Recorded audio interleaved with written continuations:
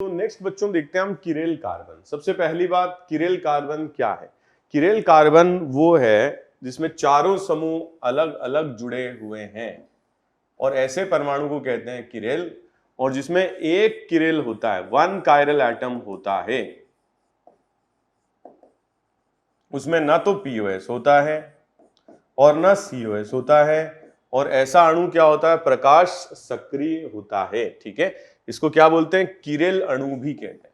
Chiral अणु का मतलब किरेल कार्बन नहीं है, किरेल अणु का मतलब है प्रकाश सक्रिय, प्रकाश सक्रिय अणु को हम क्या बोलते हैं? किरेल अणु बोलते हैं। ठीक है, प्रकाश सक्रिय अणु को किरेल अणु बोलते हैं। ये ग्रुप अलग, ये ग्रुप अलग, ये ग्रुप अलग, ये ग्रुप अलग। ठीक है, तो ऐसे अणु जिनमें एक किरेल परमाणु होता है वो प्रकाश सक्रिय होते हैं और इन्हें किरेल अणु कहा जाता है। अब बच्चों, अगर किरेल अणु है तो या तो लाइट को दक्षिणावर्त घुमाएगा या वामावर्त घुमाएगा।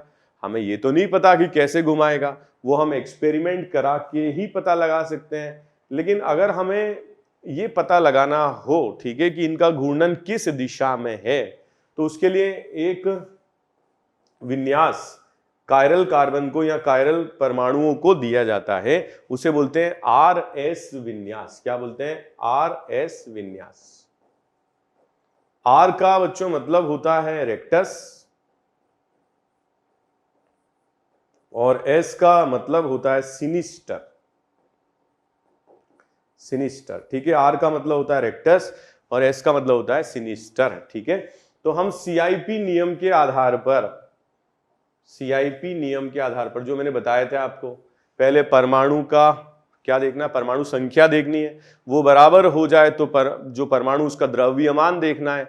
अगर ये दोनों भी बराबर हो जाएं तो अगले 3 परमाणु देखने हैं, फिर वो बराबर हो जाएं तो अगले 3 देखने हैं, जब तक कि जो हाईएस्ट एटॉमिक नंबर वाला, अधिकतम परमाणु संख्या वाला परमाणु ना आ जाए। ठीक है, तो उसके आधार पर आरएस देते हैं। जैसे कि हमारे पास ये, ठीक है, यहां पर अपन हाइड्रोजन ले लेते हैं, यहां पर Cl ले लेते हैं, यहां Br ले लेते हैं। सबसे पहली बात, इसमें कायरल परमाणु है, एक अलग एक अलग एक अलग एक अलग। ठीक है, अब हम इसमें आरएस विन्यास दे सकते हैं। उसके लिए क्या करते हैं? सीआईपी लगाएं। सीआईपी के आधार पर इसकी प्रायोरिटी, वरीयता सबसे ज्यादा, ये 1, ये 2, ये 3 और ये 4 हो जाएगा। तो हमने वरीयता निर्धारित कर ली। वरीयता निर्धारित करने के बाद हमें समझ में आना चाहिए कि जो 4th वरीयता वाला है वो कहाँ है। ठीक है, वर्टिकल है मतलब लंबवत है या हॉरिजॉन्टल है। ठीक है, तो इन दोनों स्थिति को बोलते हैं वर्टिकल। ठीक है, और इस स्थिति में जो 4th वाला, जो हमारा वरीयता वाला है, वो वर्टिकल स्थिति में है। ठीक है, अब हम क्या करते हैं? 4th को इग्नोर करते हुए, 4th को जैसे कि है ही नहीं, हम 1 से 2 और 2 से 3 की तरफ घूर्णन करते हैं, इसको इग्नोर कर देते हैं। ठीक है, घूर्णन 1 से 2, 2 से 3।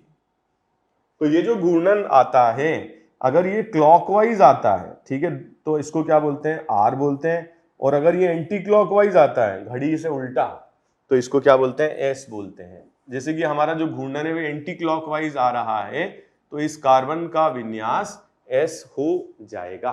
ठीक है, एक बात। दूसरी बात, अगर बच्चों यहां पर क्या हो जाए, ऐसा कोई अणु दिया जाए जिसमें 4th स्थिति वाला, जैसे कि मान लो ये है, ठीक है, एक काम करते हैं, यहां लेते हैं F, यहां लेते हैं यहां लेते हैं Cl, यहां लेते हैं F, यहां Br और यहां I। अब ये चारों ग्रुप भी अलग अलग हैं, तो ये जो केंद्र है कार्बन है, ये किरेल है। किरेल है तो हम इसमें क्या करेंगे? हम इसमें परमाणु संख्या के आधार पर वरीयता निर्धारित करते हैं। इस तरीके से कर ली, इसको इग्नोर कर देते हैं। ठीक है, जैसे है ही नहीं। ठीक है, अब यहां पर 4th वाला वर्टिकल नहीं है, 4th वाला क्या है? हॉरिजॉन्टल है। ठीक है, 4th वाला हॉरिजॉन्टल स्थिति पर उपस्थित है।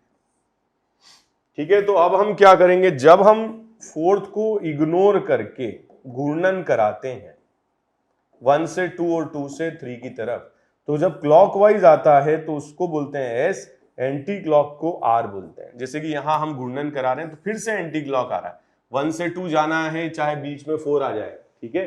फिर 2 से 3 जाना है चाहे बीच में 4 आ जाए, 1 से 2, 2 से 3। तो यहाँ पे देखो, यहाँ पर दक्षिणावर्त क्या आ गया, एंटी क्लॉक आ गया, एंटी क्लॉक आ गया, तो इसका जो विन्यास होगा वो आर हो जाएगा, ठीक है। तो ये महत्वपूर्ण बात है कि कैसे हम परमाणुओं के विन्यास निर्धारित कर सकते हैं, ठीक है। एक और क्वेश्चन मैं आपको देता हूं, देखो बहुत सारे क्वेश्चन दे देता हूं, एक काम करो आप इन सबके विन्यास निकालो, सबके, ठीक है। एक इसका निकालो,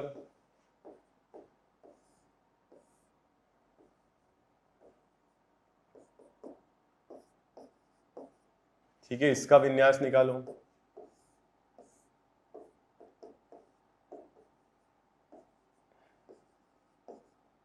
ठीक है। इन तीनों के विन्यास निर्धारित करो, ठीक है। तो सबसे पहली बात, इन तीनों में एक एक कायरल परमाणु उपस्थित है, इन तीनों में एक एक कायरल परमाणु उपस्थित है। तो इसका मतलब इन तीनों में पीओएस सीओएस नहीं है, ये सारे प्रकाश सक्रिय हैं और इनको किरेल अणु भी हम कह सकते हैं। दूसरी बात, ये 1 हो गया, ये 2 हो गया, ये 3 हो गया, ये 4 हो गया, इसको इग्नोर कर दें। 1 से 2, 2 से 3 की तरफ गए क्लॉकवाइज। इसकी शॉर्ट ट्रिक बना लो, वर्टिकल है तो क्लॉकवाइज आर है, अपने आप एंटी क्लॉक एस हो जाएगा। हॉरिजॉन्टल है तो क्लॉकवाइज एस है, ठीक है, तो अपने आप एंटी क्लॉक आर हो जाएगा। यहां देखो ध्यान से, यहां पर क्या है, वर्टिकल है, क्लॉकवाइज है तो आर होना चाहिए, क्लॉकवाइज है बच्चों तो आर होना चाहिए, इसका विन्यास आर हो जाएगा, ठीक है। यहां देखें, आयोडीन है नंबर 1, नंबर 2 कार्बन, नंबर 3 ये 4, इसको इग्नोर करो। 1 से 2, 2 से 3 एंटी क्लॉकवाइज, हॉरिजॉन्टल है, क्लॉक है तो एस है, क्लॉकवाइज तो है नहीं, एंटी क्लॉकवाइज है, तो ये हो जाएगा आर, ठीक है। इस तरीके से करना है। जैसे कि इसमें अगर हम देखें, ध्यान से देखें, ये नंबर 1, ये नंबर 2, ये नंबर 3, ये नंबर 4, इसको इग्नोर कर दें, ठीक है, एंटी क्लॉक कर दें। हॉरिजॉन्टल है, क्लॉकवाइज है तो एस होता है, यहां एंटी क्लॉकवाइज है तो ये भी आर हो जाएगा। तो इस तरीके से विन्यास हम निकाल सकते हैं, ठीक है। तो बच्चों एक इंपॉर्टेंट बात यह है कि अगर किसी अणु में एक से अधिक कायरल केंद्र हैं, जैसे कि इस अणु में देखो 2 कायरल केंद्र हैं, ठीक है, एक से अधिक कायरल केंद्र हैं, 2 या उससे ज्यादा हैं, तो ऐसे अणुओं में हम ये बोल सकते हैं, ये नहीं बोल सकते हैं कि वो हमेशा प्रकाश सक्रिय होंगे। जैसे कि ये अणु है, इसमें 2 कायरल केंद्र हैं, यहां से मैंने कट कर दिया, कट करने से इसके 2 भाग हो गए, दोनों भाग बराबर हो गए, एक दूसरे के दर्पण प्रतिबिंब भी हो गए, बराबर भी हो गए और एक दूसरे के दर्पण प्रतिबिंब भी हो गए। ऐसे अणु क्या होते हैं, इनमें सममितल आ गया, ऐसे अणु कहलाते हैं मीजो, या इस तरीके से हम लिख सकते हैं मीजो। और ऐसे अणु होते हैं प्रकाश असक्रिय, ठीक है, मीजो अणु होते हैं।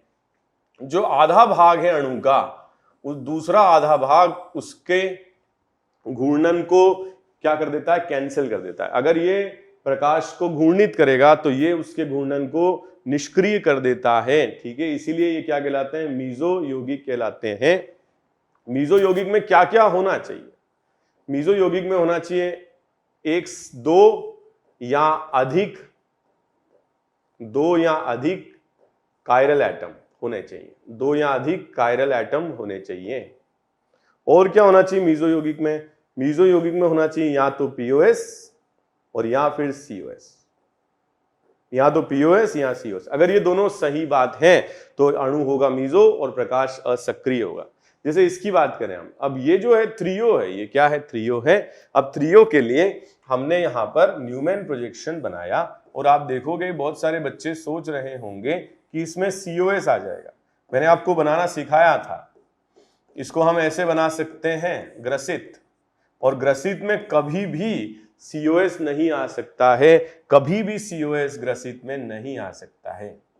और बच्चों इसमें पीओएस भी नहीं है, तो बहुकायरल अणु मीजो भी बन सकते हैं और पीओएस सीओएस नहीं होने की उपस्थिति में, सममित तल या सममित केंद्र अनुपस्थित होने की स्थिति में प्रकाश सक्रिय भी बन सकते हैं। क्या बन सकते हैं, प्रकाश सक्रिय भी बन सकते हैं, ऑप्टिकली एक्टिव भी बन सकते हैं और मीजो भी बन सकते हैं। इसलिए हम ये नहीं कह सकते हैं कि जिस अणु में एक से अधिक कायरल केंद्र है वो प्रकाश सक्रिय होगा या नहीं होगा। ठीक है, तो कुछ क्वेश्चंस हैं, इनमें आपको मीजो यौगिक ढूंढ करके बताना है। ठीक है, मीजो यौगिक ढूंढ करके बताना है।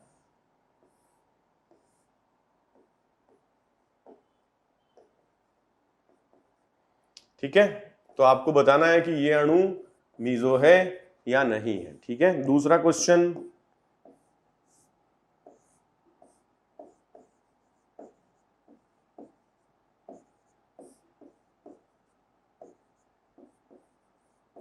इसमें भी बताना है प्रकाश सक्रिय है या नहीं है।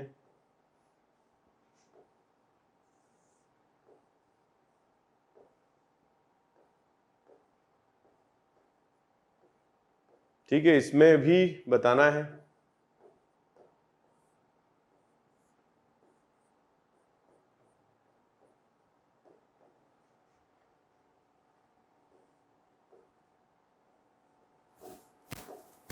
ठीक है, इसमें भी बताना है प्रकाश सक्रिय है या नहीं है। अगर असक्रिय है तो मीजो है या नहीं है, ये बताना है।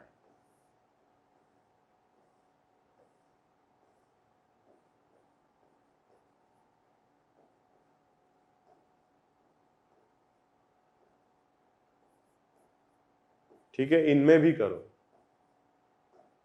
ठीक है, जल्दी जल्दी कंप्लीट करो। ओके, तो क्वेश्चन नंबर 1 में ध्यान से देखें, यहां पर कायरल केंद्र ही नहीं, ये दोनों समान हो गए, ये दोनों समान हो गए, तो इसमें सममित तल तो है। ठीक है, इनएक्टिव तो ये है क्योंकि इसमें पीओएस है,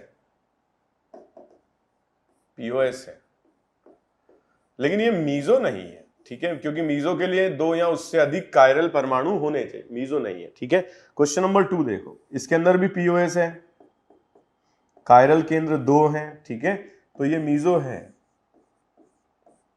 पीओएस है इसके अंदर, इनएक्टिव है ये, और ये मीजो है। जैसे कि क्वेश्चन नंबर 3 में देखते हैं। क्वेश्चन नंबर 3 में देखो, इसमें प्लेन ऑफ सिमेट्री है। ठीक है, इनएक्टिव है, मीजो है। ठीक है, इसमें देखते हैं हम, यहां से हमने कट किया, प्लेन ऑफ सिमेट्री है, मीजो है, क्योंकि इसमें 2 कायरल केंद्र हैं। ठीक है, इनएक्टिव भी है। बच्चों इसमें देखो, इसमें 2 कायरल केंद्र हैं। ठीक है, हमने बहुत सारे कायरल केंद्र पहचाने भी थे साइक्लिक में। ठीक है, इसे पहचान सकते हैं। इसमें 2 कायरल केंद्र हैं, इसमें भी 2 कायरल केंद्र हैं, इसमें भी 2 कायरल केंद्र हैं, और इसमें 4 कायरल केंद्र हैं, 1 2 3 4, और पीओएस भी है। तो पीओएस है, इनएक्टिव है, मीजो है। ठीक है,